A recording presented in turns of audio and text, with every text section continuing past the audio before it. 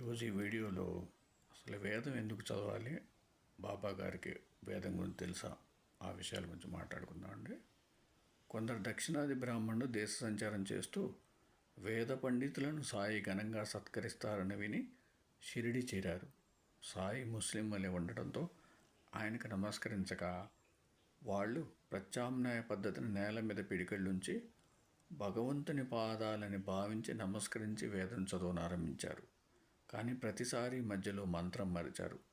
అప్పుడు బాబా నవ్వి వారికి మంత్రం అందించేసరికి వారు ఆశ్చర్యపోయారు. అది బాబాగారు మంత్రం అందించారు అంటే బాబాగారు తెలుసనే కానీ అర్థం అది. అప్పుడు బాబా కొంటిగా నవ్వి, మీరు ఎవరికి నమస్కరించారో వారి నుండే కానుక పొందండి అన్నారు.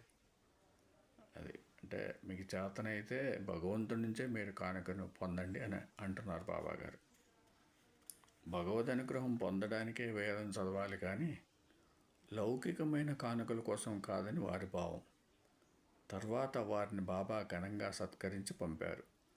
అసలు అనుగ్రహించవలసింది వారేగా. ఓం సమ సద్గురు సాయినాథ్ మహారాజ్కి జయ, ఓం సమ సద్గురు భరద్వాజ్ మహారాజ్కి జయ. ఇట్లాంటి మంచి మంచి విషయాలు బాబా గారిని విమర్శించే వాళ్ళు చెప్పరు. ఎందుకంటే వాళ్ళకి ద్వేషం, ప్రజల్లో ద్వేషం నింపాలి. అది వాళ్ళ ముఖ్య ఉద్దేశం. హిందువుల్ని విడదీయాలి. అది.